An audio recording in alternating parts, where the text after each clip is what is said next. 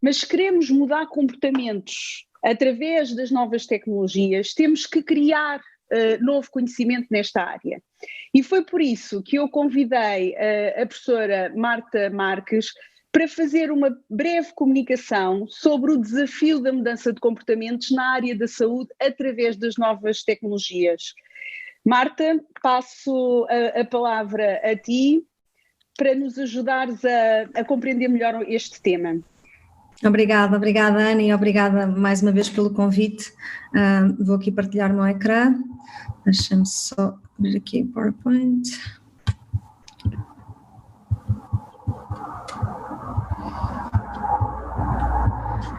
Eu tenho aqui alguns slides, conseguem ver? Está tudo a funcionar bem. Queria também acrescentar àquilo que foi a apresentação que a Ruth fez, que eu também mais recentemente comecei a colaborar com o CHRC, também essa é uma das razões pelas quais acabei por começar a ter este contacto, esta colaboração com a Ana e com as outras pessoas do centro, e é mesmo uma oportunidade muito boa de estar aqui hoje e de discutirmos esta temática. Eu queria só muito brevemente começar por falar do que é isto o que é isto da inovação digital em saúde e nos cuidados de saúde, portanto é saúde e cuidados de saúde, e nós muitas vezes dizemos inovação digital só em healthcare, mas nós não estamos a falar só de healthcare, estamos a falar de prestar cuidados de saúde e promover saúde de uma forma mais generalizada, e ontem houve uma sessão só sobre os desafios da promoção de saúde, mas é importante perceber quando nós falamos desta transformação digital da saúde e a inovação digital em saúde, e agora com a pandemia que nós estamos a viver, isto acentuou-se ainda mais, esta necessidade do contacto com a população utilizando novas tecnologias. Nós estamos a falar de intervenções a diferentes níveis, não é? Portanto, por um lado, temos a utilização das novas tecnologias para nos ajudar no melhor diagnóstico daquilo que são situações de doença e de risco. Podemos utilizar as novas tecnologias para nos ajudar a prestar melhores cuidados de saúde e a tornar aquilo que são os serviços de saúde e os hospitais e a integração de dados mais eficiente. Podemos também utilizar para aquilo que são os tratamentos, obviamente, quer clínicos, quer não clínicos, e melhorar a precisão desses tratamentos. E depois há duas áreas que eu acho que são fundamentais nesta discussão que nós estamos a ter e no âmbito daquilo que também é o trabalho do CHRC, que é pensar nesta inovação digital em saúde e da utilização destas ferramentas para melhorar aquilo que é o contacto entre os profissionais de saúde e o doente, portanto a comunicação e aquilo que pode ser a complementaridade da utilização destas ferramentas em relação ao que acontece num contexto de consulta mais tradicional e clássico, e ao mesmo tempo na sua utilização para reduzir aquilo que são os desafios em termos de saúde pública. E como foi referido, estamos a falar de alterações comportamentais, quando falamos de promover exercício físico, ou a alimentação, a adesão à medicação, deixar de fumar, todos os problemas de saúde pública que vocês conhecem tão bem. Estamos a falar de mudanças comportamentais. Eu queria só aqui... Pois, nós falamos na atividade física, mas depois não temos oportunidade de fazermos nós próprios a atividade física. Já viste o que é a nossa profissão? Não sei quem é que... eu peço desculpa porque eu não estou a ver... eu percebi que alguém fez um comentário, mas eu não consigo ver quem é que fez. Mas se quiserem pôr comentários no Q&A, nós podemos depois discutir a seguir. E portanto, há aqui um aspecto que eu queria só frisar que eu acho que é mesmo fundamental. Nós quando falamos em mudança comportamental em saúde, eu não quero mesmo que fique a ideia, sendo eu especialista nesta área, que quando se fala em mudança comportamental em saúde estamos a falar só de alterações individuais. Portanto, isto não é dizer que o indivíduo ou o doente tem toda a responsabilidade sobre a sua saúde, não é disto que estamos a falar de mudanças comportamentais a nível individual, a nível da população, a nível das organizações, a nível dos profissionais de saúde, em que toda esta esfera tem de facto um impacto grande em termos destas problemáticas de saúde pública, e é esse nível que nós devemos falar. Em qualquer uma destas áreas, e estão aqui só algumas principais de inovação digital em saúde, há elementos principais que são transversais e que têm vindo a ser cada vez mais investigados e implementados, e que de facto nós devemos começar não só a compreender esta área, mas como também a intervir e a trabalhar de forma multidisciplinar neste âmbito. Uma é a área da utilização dos métodos de inteligência artificial, e que se fala cada vez mais, quer do ponto de vista das intervenções mais personalizadas, quer do ponto de vista da análise de Big Data, e o que é que isto nos permite em cada uma destas esferas de inovação digital. Por outro lado, temos aquilo que é o investimento em termos de Research e Development, e ontem tivemos uma apresentação do vice-presidente da FCT a falar muito sobre isto, e também das parcerias com a indústria. E depois, por outro lado, temos a importância da intervenção multidisciplinar, que também é aquilo que está por detrás deste centro e aquilo que se tenta fazer em termos de inovação em saúde e que é fundamental e que naquilo que tem sido a minha investigação nos últimos anos, por exemplo, neste momento no Trinity College Dublin eu estou a trabalhar num centro que se chama Adapt Center, que é um centro só de inovações digitais em content, portanto é um centro de pessoas da área de mudança comportamental, da área da saúde, da área de computer science, da área de human computer interaction, que só trabalham a tentar desenvolver conteúdos digitais em diferentes áreas que possam ser o mais personalizado possível e o mais eficazes do ponto de vista da mudança comportamental. E, portanto, quando nós falamos também desta abordagem multidisciplinar, a mudança de comportamento está aqui associada e entra em tudo. Há muitas áreas que entram dentro disto da inovação digital em saúde e obviamente nós não vamos falar sobre tudo isso hoje, mas eu acho que é importante nós percebermos que quando estamos a falar de inovação em saúde, estamos a falar de aspectos relacionados com a telemedicina, estamos a falar de aspectos relacionados com aquilo que são o assisted living, a realidade virtual, os portais do doente e registros, e estamos a falar também de mHealth e aquilo que são as ferramentas que estão associadas ao mHealth, a utilização de sensores, a utilização de outros dispositivos que são portáteis, a utilização de apps, a utilização de mensagens de texto, tudo isto são formas de mHealth que nós utilizamos quando falamos em intervenções digitais em saúde de tal maneira que há tantas ferramentas e tantas opções que podem ser utilizadas que nós temos hoje uma classificação feita pela Organização Mundial de Saúde com um grupo de especialistas que faz esta classificação exatamente do que é que são isto de intervenções digitais em saúde e de que é que estamos a falar. E porquê é que é importante nós pensarmos sobre isso? Porque aquilo que é a compreensão e a intervenção que nós vamos fazer em cada uma destas áreas depende também da tecnologia que estamos a utilizar e do seu princípio. Quando falamos destas intervenções digitais em saúde, creio que muito claro para nós todos, que há um aspecto comportamental essencial, não só do doente e da população em geral, isso já falámos um pouco, mas também daquilo que é o comportamento dos profissionais de saúde e da utilização das novas tecnologias, também o comportamento dos outros stakeholders, como é o caso dos cuidadores que estão envolvidos, mas também falamos em influenciar o próprio comportamento relacionado com o uso da tecnologia. Portanto, quando estamos a falar aqui da utilização das novas tecnologias para mudança comportamental, temos estas diferentes esferas. O comportamento do paciente ou da população em geral com quem estamos a trabalhar e em que queremos promover comportamentos de saúde. Temos o comportamento dos profissionais de saúde e outros cuidadores e outros stakeholders que estão envolvidos, e depois temos o próprio comportamento e o engagement e o envolvimento com a utilização da tecnologia, que se não existir aquilo que nós estamos a desenvolver do ponto de vista tecnológico vai ter obviamente menos eficácia.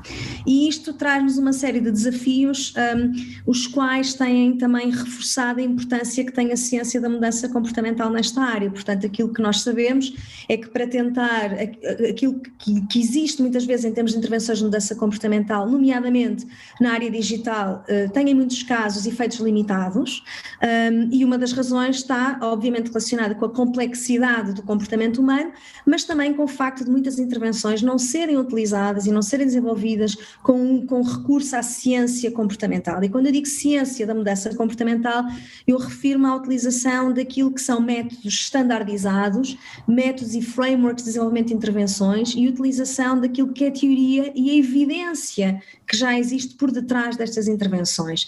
E eu sei que quando nós estamos em mudança comportamental ou em psicologia, que muitas vezes as duas estão a par, não é? No meu caso sou psicóloga da saúde e trabalho com mudança comportamental, embora haja pessoas de todas as áreas a trabalhar neste âmbito, mas muitas vezes temos esta tendência para achar que mudar comportamentos é dar informação, dar acesso aos doentes, dar acesso à população e, portanto, se tivermos uma tecnologia digital que tem lá a informação toda, ótimo, é perfeito, e o doente vai conseguir fazer essa alteração. Ou temos, por outro lado, a outra perspectiva de que há doentes ou há pessoas que mudam e há doentes, há pessoas que não mudam, portanto podemos selecionar com quem é que intervimos ou não.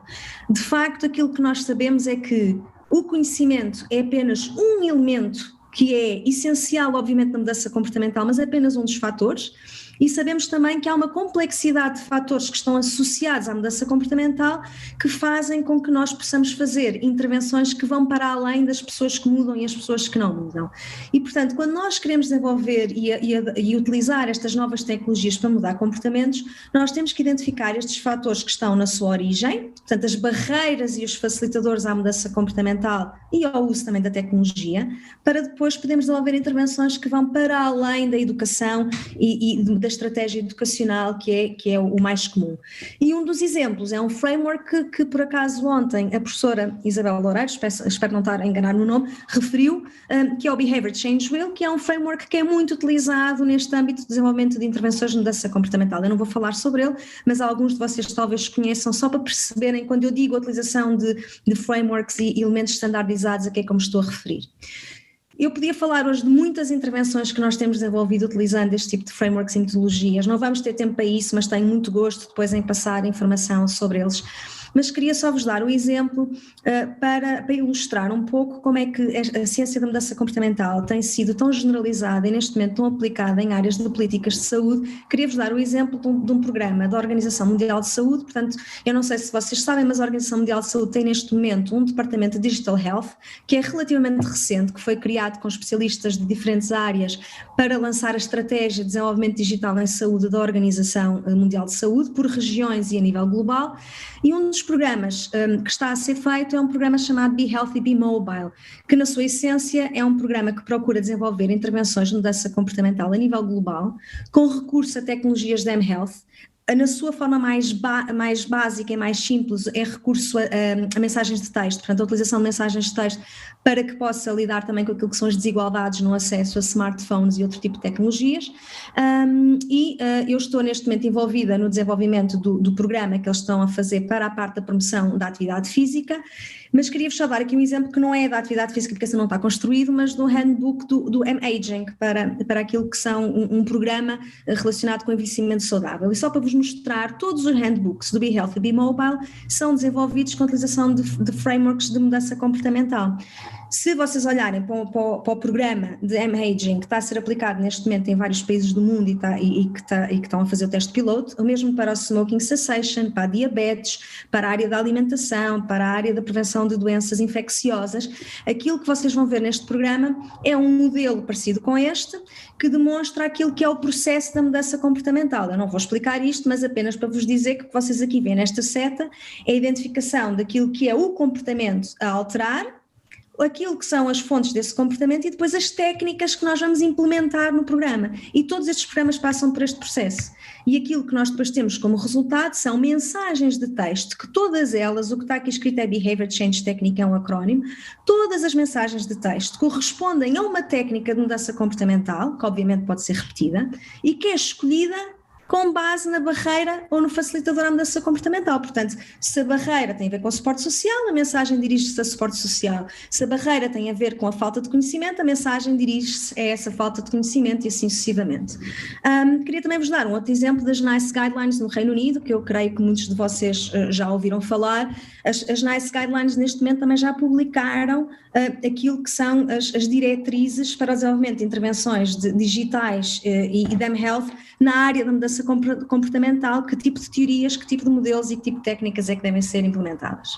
Queria só apenas referir mais um desafio, eu sei que temos pouco tempo, mas queria só dizer que quando falamos destas intervenções da mudança comportamental e na utilização destas teorias e destes métodos mais sistematizados, nós deparamos mesmo assim com um outro problema, que é o facto das intervenções não servirem todas para as pessoas, não é? Portanto, precisamos de intervenções personalizadas e intervenções que possam ir ao encontro daquilo que são as dificuldades e as tais barreiras e os facilitadores e o contexto da própria pessoa. E por isso, hoje em dia, temos cada vez mais intervenções com recurso a métodos de inteligência artificial e métodos baseados em Big Data que nos ajudam a identificar o que é que se passa do ponto de vista do comportamental em tempo real, a utilização de técnicas, nomeadamente Machine Learning, para analisar esses padrões de informação e depois aquilo que é a implementação de intervenções que vão ser mais personalizadas para as alterações comportamentais e para as dificuldades que as pessoas podem ter com base nestes dados reais.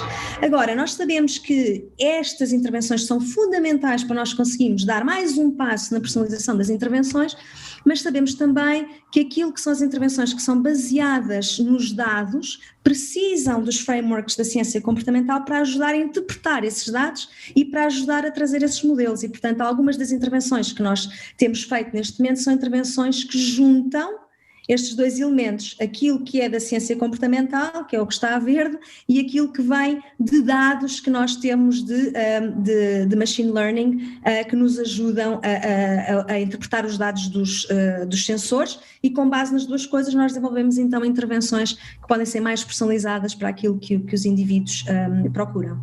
Eu sei que estamos muito em cima do tempo, portanto eu vou ficar por aqui. Queria só terminar por dizer que há um aspecto essencial que em 10 minutos não é possível obviamente falar, nem sei se estamos a falar nesta mesa redonda, mas que eu não queria deixar de apontar, que é a utilização da mudança comportamental para a questão do engagement e do enactment, porque um dos grandes problemas que nós temos é que grande parte das intervenções digitais que nós desenvolvemos não são utilizadas, ou são utilizadas uma vez, não voltam a ser utilizadas, e as pessoas muitas vezes não têm uma atuação naquilo que recebem. E isto é mais um reforço de que nós precisamos trazer a ciência a diferentes áreas, nomeadamente ao nível de envolvimento dos cidadãos, para nós conseguirmos ter intervenções que tenham maior nível de envolvimento e de eficácia.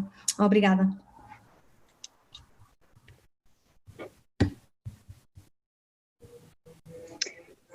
Muito obrigada, Marta. Eu penso que a ciência comportamental, nesta nova forma de fazer prestação de cuidados de saúde, é transversal em todas as áreas, como tu disseste muito bem. Eu passo agora a palavra ao professor Márcio Navalho, que é investigador do CHRC e é radiologista, e desde há alguns anos que já abraçou este novo conceito de fazer medicina à distância, de fazer a prestação de cuidados à distância, e abraçou um desafio de educar alunos de medicina e trazer estas novas tecnologias e o conceito desta nova forma de fazer medicina logo na formação inicial dos alunos de medicina.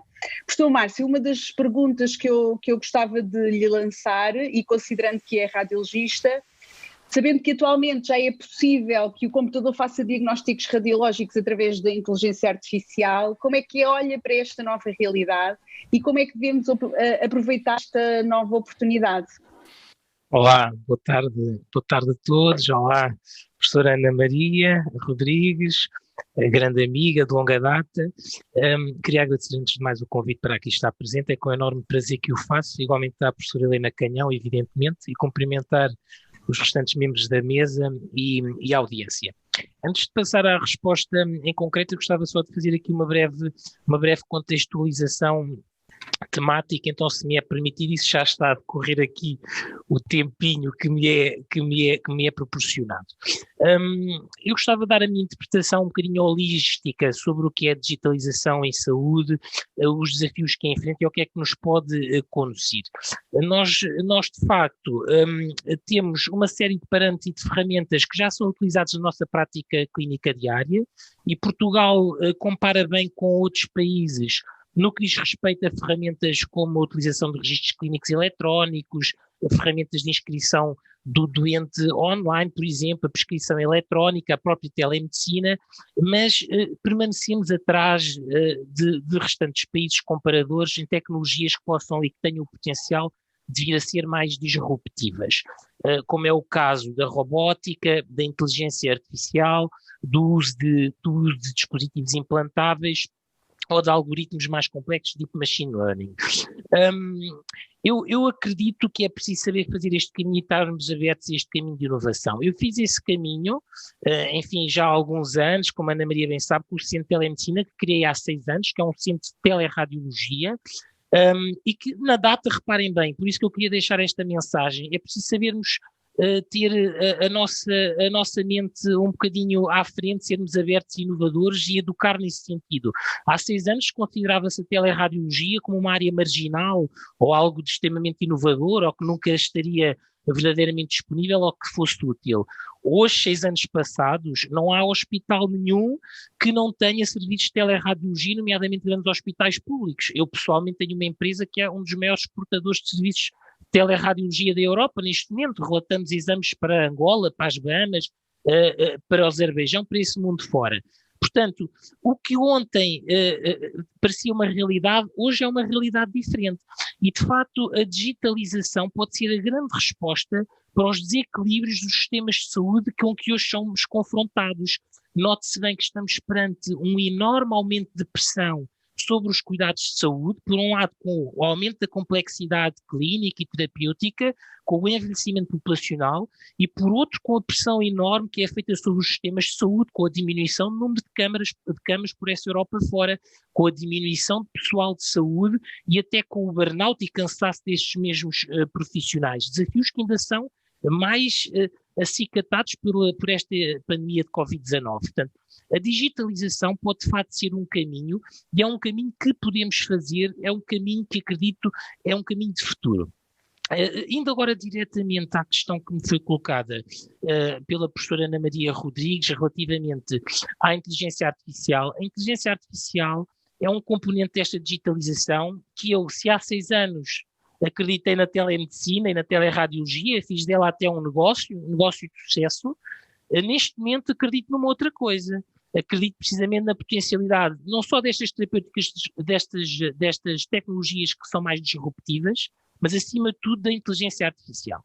Os algoritmos de inteligência artificial são provavelmente das novas ferramentas de digitalização a que poderá ter um efeito mais disruptivo na forma como encaramos os sistemas de saúde e os cuidados de saúde. Nós temos neste momento um supercomputador que é o Watson, que é um dos maiores supercomputadores do mundo, que é propriedade de uma empresa privada, da IBM, encontra-se nos Estados Unidos, e que está diariamente a ser carregado com toda a informação disponível na área da saúde, publicada online, publicada ainda em papel, pouco evidentemente, livros eletrónicos, tudo está a ser carregado com vista à construção de algoritmos, quer para definição de terapêuticas, quer de diagnósticos, quer de outcomes clínicos.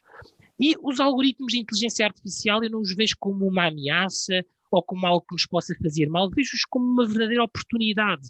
Note-se bem, a inteligência artificial e os algoritmos de inteligência artificial procuram tão somente fazer o empowerment do decisor e fornecer ferramentas para uma melhor decisão. Uma decisão que é do humano, evidentemente, que é do homem, que é do clínico, que é do médico. E, aliás, note-se bem, fala-se muito, e temos equipas de advogados a trabalhar já nesta área, nos grandes escritórios, fala-se muito das questões de regulamentação, do que é que acontece se um algoritmo de inteligência artificial toma determinada opção clínica. Não há aqui grandes questões neste momento. Neste momento a responsabilidade é do médico. O algoritmo serve como um apoio, está bem? O médico é que toma as decisões. Na radiologia em concreto é uma área que me apaixona. Nós temos neste momento projetos de investigação em curso nesta área. Exportámos, desde 2018 começámos um projeto muito interessante em que exportámos 10 mil exames para o nosso parceiro tecnológico, que é a Gamon Technologies, em Israel. Nós exportámos uma quantidade enorme de data, 10 mil exames e relatórios, e neste momento temos construído um algoritmo de Natural Language Interpretation, portanto, interpretação de linguagem natural em radiologia, aplicada aos relatórios de radiologia, de forma a tentar, de certa forma, desconstruir o conceito e fazer de cima para baixo. Nós estamos a tentar que a máquina, com o algoritmo, interprete o relatório e, a partir daí, iremos para a interpretação da imagem. Porque, neste momento, Ana Maria, os algoritmos que existem para apoio ao diagnóstico em radiologia são basicamente ferramentas de quantificação ou para tarefas repetitivas. Dou um exemplo concreto. A dimensionalidade de um nódulo pulmonar ou a detecção de um nódulo pulmonar ou a detecção do nódulo da mama, são ferramentas relativamente estanques e que de forma alguma conseguem neste momento fazer um relatório radiológico, porque a complexidade cognitiva é de facto elevadíssima. E porquê? Porque precisamos, antes de identificar corretamente uma lesão na imagem, o que é relativamente fácil, precisamos de construir algo muito mais complexo e que está a ser feito pelo nosso grupo de investigação, que é de facto construir um algoritmo de inteligência artificial, mas de interpretação da linguagem radiológica.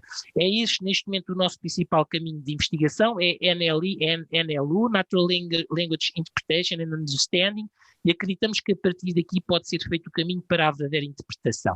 Em resumo, eu gostava de deixar esta mensagem muito básica. O que ontem parecia uma realidade, hoje é uma realidade completamente diferente. Cabe-nos a nós saber pegar no passado para construir o presente e perspectivar o futuro. Na digitalização em saúde é isto mesmo que acontece. Tal como eu há 6 anos vi uma coisa que hoje é ubiquitária em saúde, é preciso sabermos estar a ver hoje o que vai acontecer amanhã e sabermos educar os nossos alunos, o que é isso que faço com a disciplina de medicina 4.0, preparar os diferentes players. Os nossos alunos são players, são stakeholders muito importantes, alunos de medicina, podem vir a fazer a diferença e vão fazer a diferença, e sabermos educar também os colegas e quem nos rodeia para a importância da tecnologia e da digitalização. Pode ser a resposta para muitos dos problemas dos sistemas de saúde. Muito obrigado. Muito obrigado, Márcio, pela partilha da tua experiência enquanto investigador, enquanto médico e enquanto docente, nesta tua visão que é disruptiva e que traz claramente para a frente a prestação de cuidados de saúde, e nomeadamente a prestação de novos diagnósticos e da medicina, da forma como nós fazemos medicina. Queria agora chamar à mesa a professora Ana Rita Londral, que é a diretora do Value Health Collab, e que nos últimos anos, enquanto que tem por base de formação a engenharia, não é? Mas enquanto responsável deste novo Collab, e também enquanto engenheira, se juntou a uma equipa com profissionais de saúde, ela própria uma equipa multi e interdisciplinar, e que tem trabalhado no desenvolvimento de ferramentas que melhorem a telemonitorização, nomeadamente após cirurgias e em particular a cirurgia cardíaca. Eu gostava que ela partilhasse connosco a sua experiência, que nos explicasse que desafios tem encontrado na implementação desta nova ferramenta, o que é que ela acha que precisa de ser investigado, que novo conhecimento precisa de ser gerado nesta área, porque é que nós, ao introduzir uma ferramenta, o que é que nós devemos medir, o que é que nós devemos estudar, e quais serão os objetivos quando fazemos investigação na área da telemetrização. Ana Rita? Obrigada por este convite de estar aqui neste painel. Aquilo que eu gostava de falar e aquilo que eu acho que falta mais à investigação para uma verdadeira transformação digital, e que acho que vai alinhado com tudo o que também os anteriores oradores já disseram, é a colaboração. O mundo digital eu venho da área da engenharia, portanto a tecnologia a mim não pode fazer tudo, não é? Tal como o professor Márcio Navalho, a inteligência artificial faz coisas incríveis, mas muitas vezes está distante do mundo real e dos profissionais de saúde. E se é verdade que só aqui um parênteses, o AI pode servir só para ajudar o decisor, para fazer um empowerment do decisor, na verdade, se o decisor não estiver se não souber que tem esse papel, a inteligência artificial vai mais longe do que o próprio decisor, não é? Portanto, há aqui colaborações que são mesmo urgentes de fazer para esta transformação digital em saúde acontecer de forma correta. E eu queria também começar por refletir um bocadinho sobre este contexto de Covid, em que houve uma explosão da telesaúde e da telemonitorização, e isso já todos sabemos, mas não podemos deixar de observar que quem liderou a resposta aos cuidados de saúde foram a Google, o Zoom, a Microsoft e outras empresas digitais que já estavam preparadas para atender emergência que houve nos prestadores de cuidados de saúde. E portanto, não é uma transformação digital, é uma reação digital. E quando a Ana Rodrigues falava em novas tecnologias e um novo mundo, de facto o que eu vejo é um novo mundo que precisa de ser desenhado por todos nós e pensado por todos nós. E eu como engenheira já há muitos anos que sinto isto, que é precisamos de trabalhar todos mesmo colaborativamente para implementar coisas na prática, pilotos na prática e aprendermos todos em conjunto. Porque o problema também não é a tecnologia, muitas vezes é visto assim, não é? A tecnologia ou os dados, a partir dos dados, há imensas questões que eu acho que só surgem de uma falta de experimentação e de colaboração conjunta. E também fazer aqui uma observação que é, de facto, o mercado está a perceber e os cidadãos estão a perceber mais cedo do que os prestadores de cuidados de saúde que esta transformação digital é muito útil para a vida das pessoas, não é? Todos nós vamos procurar conteúdos no Google porque os médicos ou os enfermeiros ou as linhas de saúde não nos dão a informação que nós precisamos, muitos já usam smartwatches, portanto há todo um movimento dos cidadãos e da sociedade que está a puxar pelos profissionais de saúde, e isto também é um bocadinho provocatório, que é a investigação não pode ignorar e tem que acompanhar esta tendência e em vez de ser reativa, ser interventiva e desenhar os processos bem e da forma melhor. E, portanto, se não é o mercado que vai fazer isso e aquelas empresas grandes americanas são especialistas em comportamento, não é? No nosso comportamento e sabem levar-nos.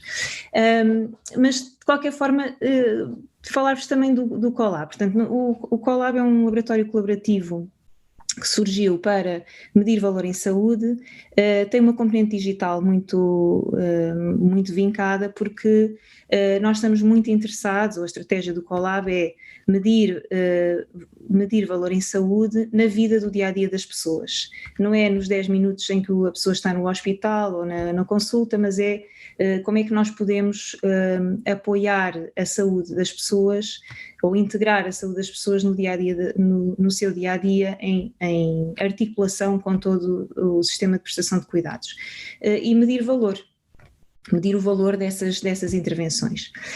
Nós começámos um projeto em Santa Marta, começámos o ano passado, que era o nosso flagship project, para mostrarmos que conseguíamos articular com empresas, com prestadores de cuidados de saúde.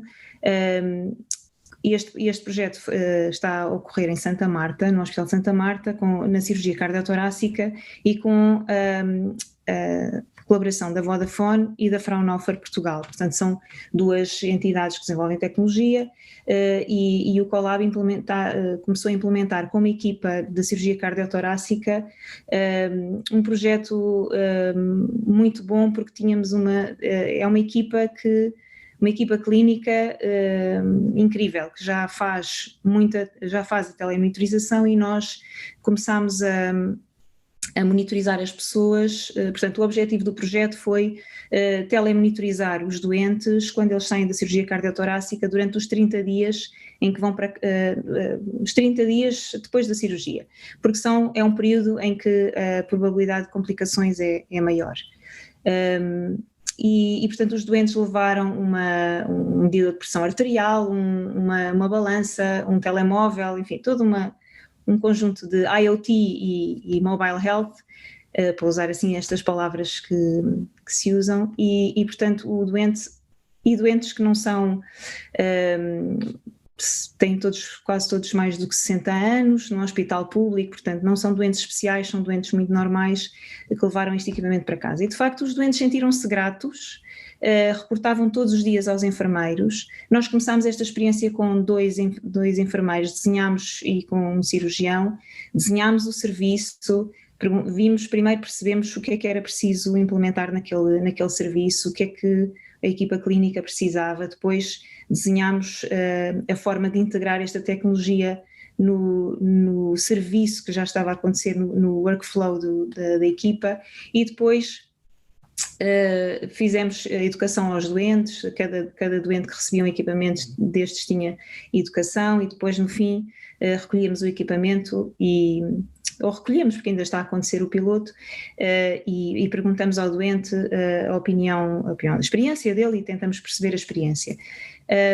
E agora estamos numa fase de análise de custo desta intervenção. Portanto, todo este processo de desenho de serviço, que também os anteriores oradores também já falaram, a professora Marta Marques falou da parte de perceber a experiência e do comportamento das pessoas, é fundamental para se ter sucesso numa intervenção digital e para se mudar. O professor Julian Perelman falava de sermos ativistas hoje de manhã, e o Colab é um pouco esta estrutura que quer trabalhar em contextos reais dos prestadores de cuidados de saúde e perceber quais são as necessidades e desenvolver para essas necessidades.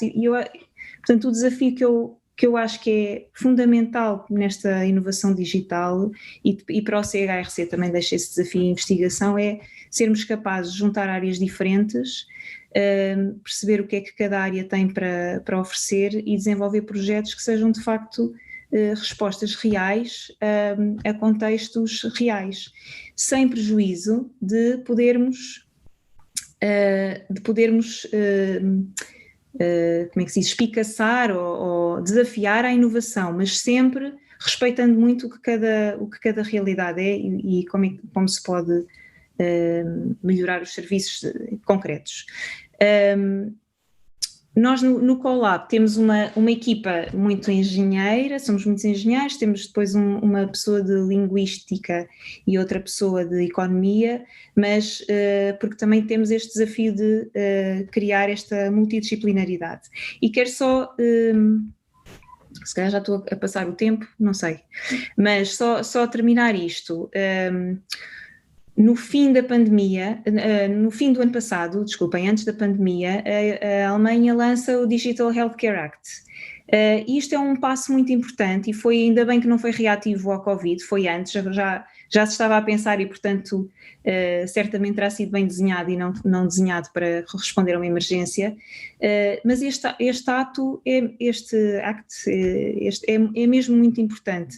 Penso que vai influenciar imenso os próximos anos da Europa, porque o que diz é que agora vai ser possível aos médicos prescrever aplicações digitais para intervenções em saúde, desde que essas apps ou tecnologias digitais sejam validadas em contexto, portanto haverá uma equipa reguladora dessas aplicações que vai validar e permitir que o sistema de saúde, que os médicos prescrevam e que as seguradoras aprovem esse pagamento. Portanto, o Digital Healthcare Act acho que vai trazer imensas oportunidades de pôr em prática, e claro que isto é na Alemanha, mas vai influenciar bastante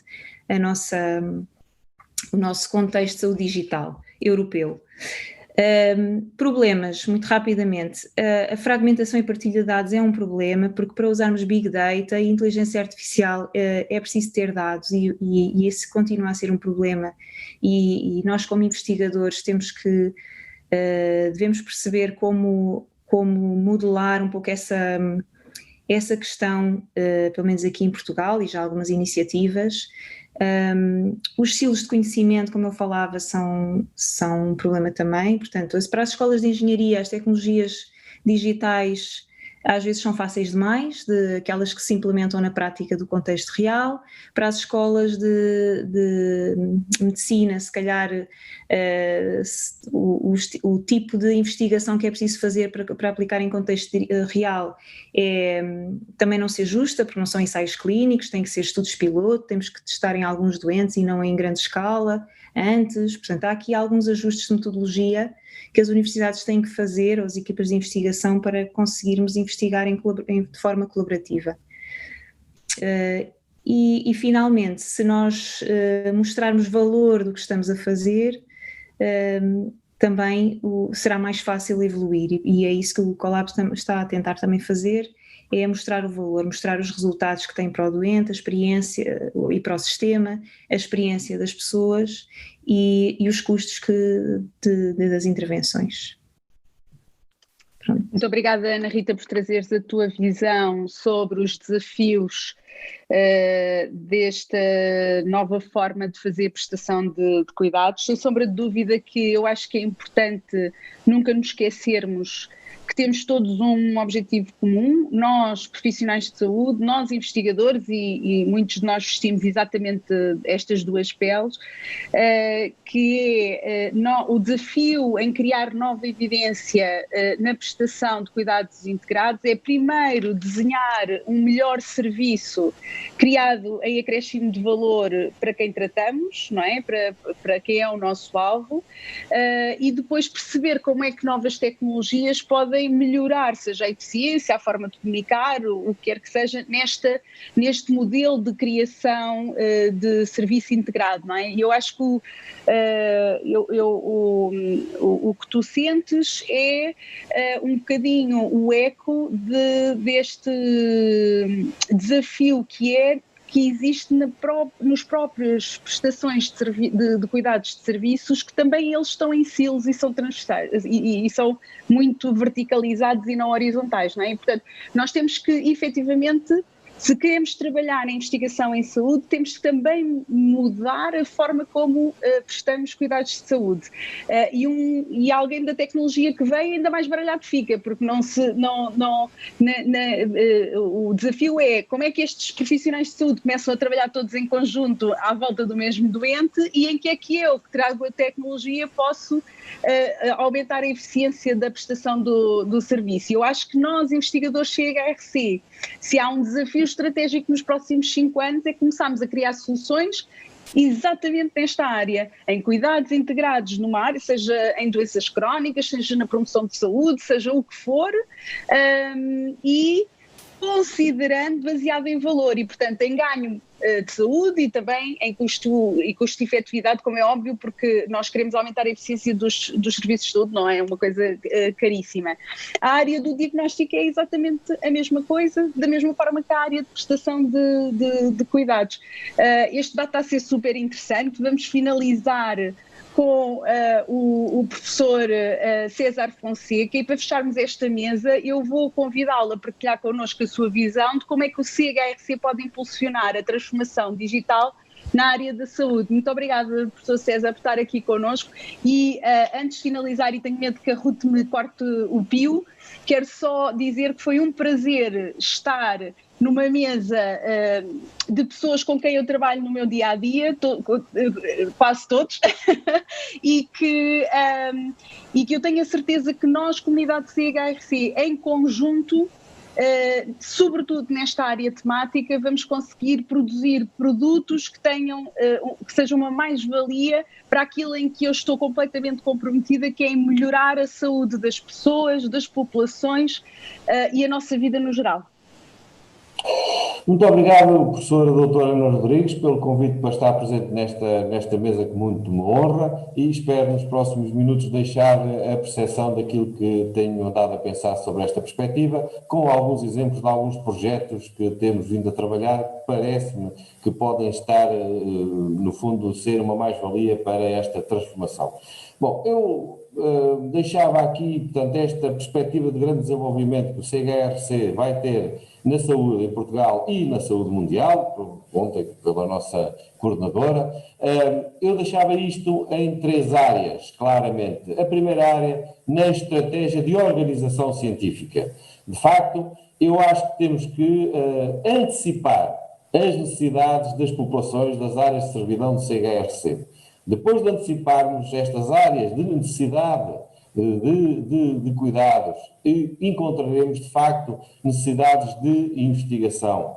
Depois, acho que é necessário canalizar o investimento com o uso de ferramentas avançadas. Ferramentas que já falámos, de inteligência artificial, de apoio à decisão e de abertura de big data e de bases de dados. Eu dou o exemplo, no último governo tive a oportunidade, com o professor Manuel Lopes, fazer parte de um grupo governamental, e então das perspectivas era como é que se digitalizava os dados da Rede Nacional de Cuidados Continuados, uma coisa que era amorfa, que era dada uns relatórios anuais, passado um ano do ano ter estado em PDF, que era uma coisa difícil de se ver. Usámos uma ferramenta de facto de negócio e de inteligência artificial e de análise crítica dos próprios dados, portanto os dados foram colocados online, e é interessante que agora na área do Covid a própria Direção-Geral de Saúde está a utilizar a mesma ferramenta e que as maiores universidades internacionais, nomeadamente a Oxford, utiliza esta ferramenta para dar os dados aos investigadores e à própria população. E, portanto, concordo claramente com esta questão da antecipação, de anteciparmos necessidades das populações. Neste momento a nossa equipa está a trabalhar sobre um projeto de consumos do Alentejo, consumos da adição do Alentejo, que chamamos de além risco, e onde o que estamos a fazer é tentar pegar em bases de dados que tínhamos, que eram recolhidos em estudantes do ensino secundário, sobre estes próprios consumos, e tentar devolver esses dados que estavam fechados em bases de dados durante anos, aos próprios end-users, nomeadamente aos professores, aos diretores de escola e aos pais, no sentido de poderem ter uma intervenção e tomarem depois, a partir de intervenções estruturadas da área, intervenções de desenvolvimento a partir dali. Bom, com isto, eu acho que uma das estratégias dentro desta primeira área é, nomeadamente, a gestão da inovação dos investigadores. Portanto, ou seja, nós necessitamos, de facto, de os nossos investigadores se desenvolvam, de se virem a desenvolver nesta perspectiva desta monitorização e do desenvolvimento da arquitetura destes próprios dados. Eu dou outro exemplo de outro projeto onde estive envolvido, uma Big Data da Rede Nacional de Cuidados Continuados, que temos vindo a tentar trabalhar dos últimos 10 anos à parte de há 2 anos atrás. E o que é que tem acontecido? De facto, nós temos bases de dados nos sistemas de saúde cheias, carregadas de dados, e não estão estruturadas minimamente para que isto possamos trabalhar. Portanto, ou seja, o volume de trabalho é de tal maneira grande, portanto, a riqueza de dados, depois de quase de um ano de trabalho, ou seja, há uma arquitetura que não foi pensada. Portanto, não foi pensada, e temos que, enquanto investigadores do CHRC, fazer propostas. Não vai depender só de nós, mas teremos que fazer propostas de grande desenvolvimento nesta perspectiva. Aqui passava para a segunda área de intervenção do centro, dos investigadores, nomeadamente na produção de dados e operações. Portanto, ou seja, é preciso influenciarmos os dados a recolher, as operações que vierem a ser desenvolvidas, nomeadamente com o recurso a esta inteligência artificial, a partir de modelos digitais de comunicação, criação de infraestruturas digitais e tecnologias de informação avançadas e, por outro lado, eu entendo claramente que temos que ter uma disponibilização de dados avançada, quer à comunidade científica, quer aos end-users, ou seja, as pessoas que vão utilizar esses dados, as pessoas que vão utilizar estes sistemas, quer sejam eles, nomeadamente na área da saúde, os cuidadores chamados formais, que somos todos nós, muitos de nós passamos por isso, ou os informais, ou as pessoas que têm vários níveis de literacia. Para isso, dou-lhe exemplo de um projeto que temos estado a desenvolver, nomeadamente com a Universidade da Extremadura, que é o Plano Individual de Cuidados, que teve já 2 financiamentos, 2 do FEDER, um da Fundação Ciência e Tecnologia e mais recentemente do SAMA para a aplicação num hospital do Espírito Santo em Évora, e tem-nos trazido aqui um interesse maior, porque é necessário uma integração de cuidados. Porque, de facto, nós temos estes sistemas todos, mas nós não nos integramos uns nos outros. Nós não utilizamos linguagens, cada um utiliza a sua linguagem. A enfermagem utiliza uma linguagem, a psicologia utiliza uma linguagem, os próprios sistemas, os técnicos de informática, os engenheiros utilizam aquela linguagem, e é muito difícil esta perspectiva. Parece que cada um anda a dizer a sua coisa, cortamos a pessoa aos bocadinhos. é preciso esta integração, é preciso uma integração clara nos itinerários terapêuticos e, portanto, é preciso um espaço de diálogo entre cuidadores. Portanto, e, se assim o é para os cuidadores formais, maior relevância tem na autogestão da doença crónica, nomeadamente das pessoas, porque nós, de facto, já tivemos estes modelos e temos estes modelos, nomeadamente no nosso Plano Nacional de Saúde, a partir do Ministério da Saúde, mas ele não é integrado, ou seja, nós não conseguimos chegar às pessoas. E vejam que uma das maiores dificuldades que nós temos tido nestas questões dos vírus no mundo, começou na altura do HIV, é de facto a forma como que nós comunicamos com as pessoas, e agora, nesta questão pandémica que temos, é claramente isso. Quer dizer, é que nós hoje já temos, de facto, com informação como devemos retirar cadeias de infecção. Temos. Elas não chegam às pessoas. Portanto, as pessoas continuam com ideias, no fundo, que não se consegue desenvolver esta perspectiva. E, de facto, eu acho que é nesta questão da transição, estamos aqui hoje num painel, de facto, de pessoas que, no fundo, temos pensado estas questões nesta perspectiva, e, muito essencial, nós temos uma população, e eu falava nas áreas de servidão, nomeadamente nas áreas de servidão do CHRC, porque se virmos, nós estamos presentes neste momento quase na totalidade do país, mas pelo menos no Centro-Sul e a grande região de Lisboa, de facto, acompanhamos isto tudo, e nós em Évora e no Alentejo, nomeadamente, temos uma população bastante envelhecida. E, portanto, envelhecida, mulheres e viúvas e com níveis elevados de literacia, já com grandes alterações ao nível funcional. E é para estas pessoas que nós teremos que vir a desenvolver esta perspectiva. A última área, se me permite, Sra. Professora, era disponibilizar serviços baseados em dados de investigação e desenvolvimento de recursos humanos.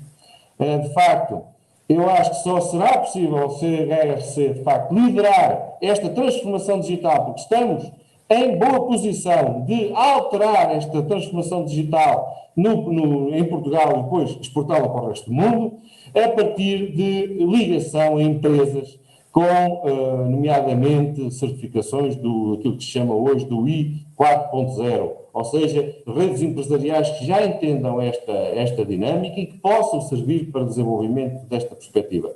Entendo também que é necessário uma perspectiva de criação de spin-offs dentro do próprio centro CHRC. Portanto, o professor Márcio traz aqui, de facto, esta questão empresarial, que eu acho que é de enormíssimo valor de desenvolvimento e de ajuda, no fundo, a canalizar o desenvolvimento daquilo que vamos fazendo, e como aquisição de novas competências, identificação de necessidades futuras e novas receitas de financiamento, precisamos delas também, porque isto, de facto, custa rios de dinheiro. E, por outro lado, o último aspecto, termino já, o desenvolvimento dos recursos humanos nesta base. Pronto, eu sou um bocadinho crítico nesta perspectiva. É natural que algumas universidades estejam a fazer sair pessoas, de facto, com este tipo de formação, e existe, de facto, a nossa também o faz. No entanto, mas eu acho que é necessário um incremento e há uma autocriação, porque, aliás, quando eles saem, já estão desatualizados face àquilo que aí vem. Portanto, ou seja, é preciso uma envolvência grande do próprio centro, no sentido de formação dos seus investigadores, no sentido de um conjunto de pessoas de suporte que andam à nossa volta, que no fundo têm que monitorizar a nossa própria perspectiva e ser uma ajuda, portanto, à consecução da própria investigação e que nos permita desenvolver e liderar, pelo menos nesta primeira fase, esta transformação em Portugal. Sra. Professora, muito obrigado e acabei a minha intervenção. Muito obrigada, César. Eu penso que esse parece-me um plano estratégico para o CHRC e, sobretudo, para a nossa linha temática claríssimo, capacitar, melhor coordenar e orientar a investigação nesta área da transformação digital, não esquecer a população vulnerável e, sobretudo, a população idosa, que tem particularidades no acesso a esta transformação digital.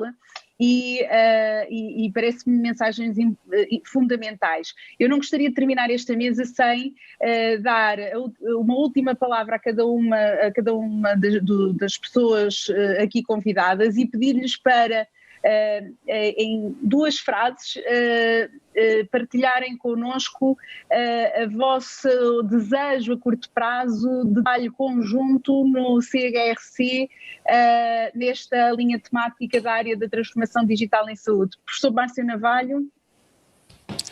Bom, eu gostava só que mantivéssemos todos esta perspectiva de inovação bem presente nas nossas vidas, e tomando aqui as palavras do professor César, que acabou de dizer, é muito importante a ligação ao tecido empresarial, tentar encontrar projetos que tragam benefício não só para as nossas populações, mas realmente, como disse a professora Ana Maria Rodrigues, que sejam também uma mais-valia em termos de custo-benefício e que possam até trazer ganhos de valor à sociedade e a projetos empresariais, porque não? Portanto, todos podemos melhorar e beneficiar com este tipo de sinergias, e com a transformação digital em saúde é um caminho que se faz a andar e estamos a fazê-lo. Muito obrigado. Professora Ana Rita Londral.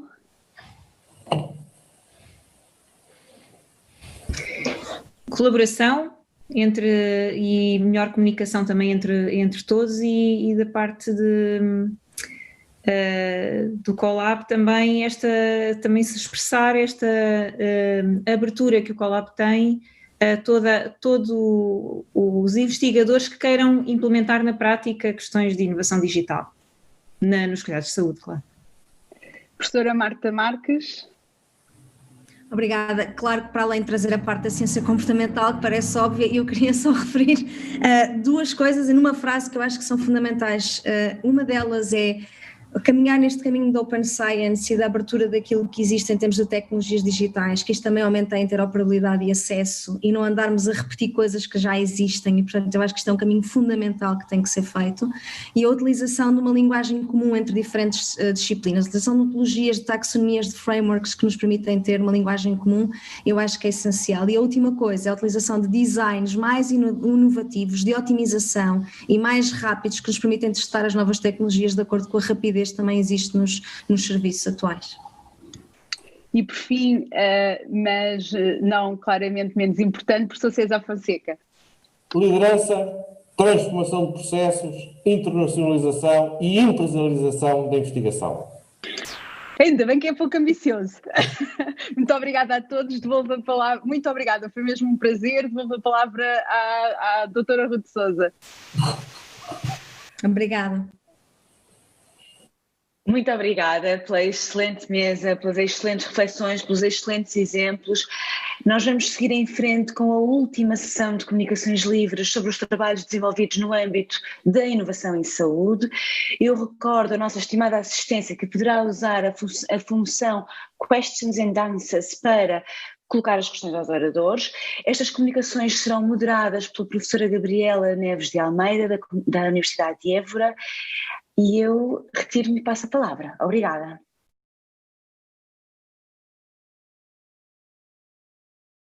Vamos então dar